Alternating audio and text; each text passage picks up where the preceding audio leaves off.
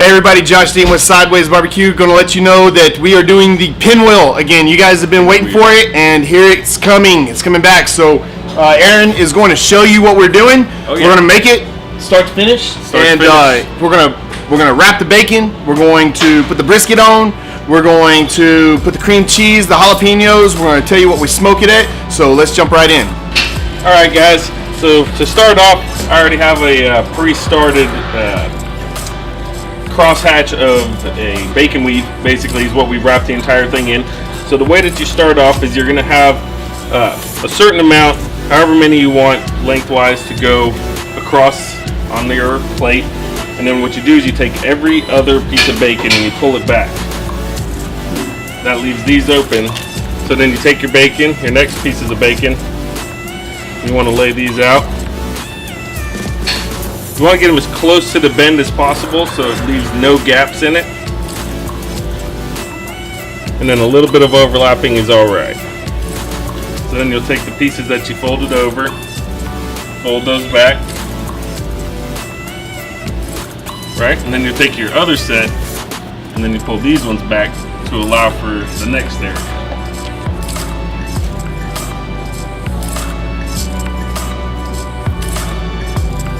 So you just lay your bacon out this way. And then this is the last one to kind of lock it all into place. There you go. Alright guys, so it's time to talk about our brisket. We have our award-winning brisket that we smoked for 12 hours here. So what you want to do is start just sprinkling this out around and making an even layer, and then you can pat it down just to make sure that everything's level. You can kind of feel with your hand some high spots and you can kind of press those out. You want to get it real nice and compressed so whenever you put everything on there, it's going to hold together real well.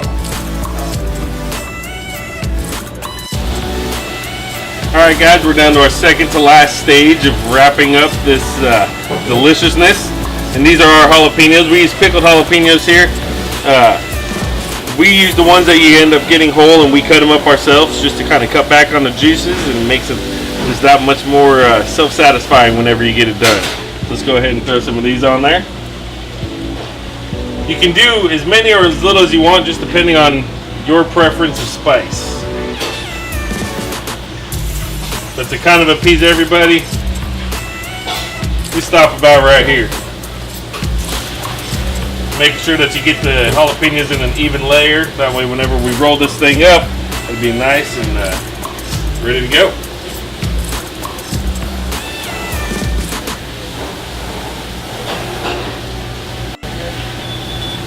I'm not being as nice and neat with this one.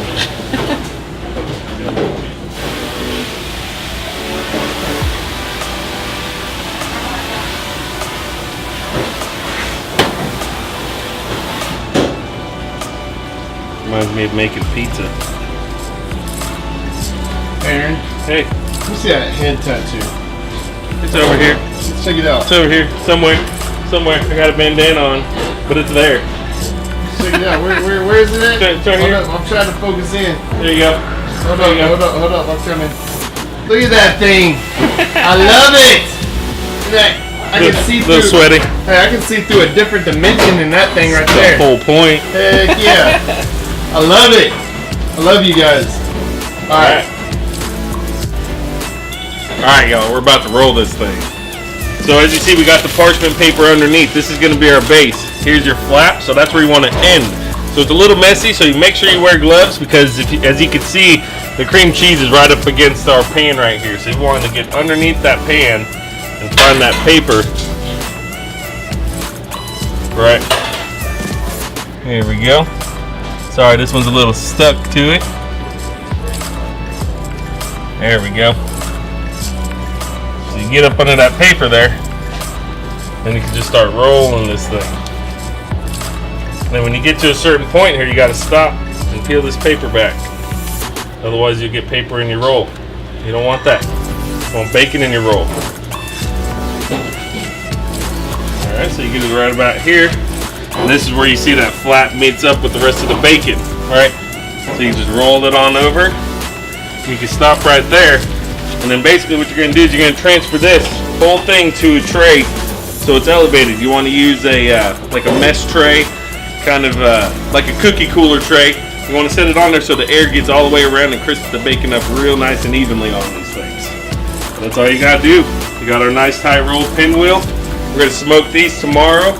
We smoke them at 225 for about, takes anywhere between 2 to 4 hours. Each one's differently. We go for internal temperature of 155 degrees, I believe, and then we serve it to y'all. So it's come in 155 tomorrow. degrees. That was a question mark. 155. It's exactly 155 degrees. It's 155 degrees, folks. 155 degrees. This thing's ready to go. You just cut it up into your little slivers and do your thing. But if you guys don't want to do all this yourselves, we have 2 of these coming on tomorrow.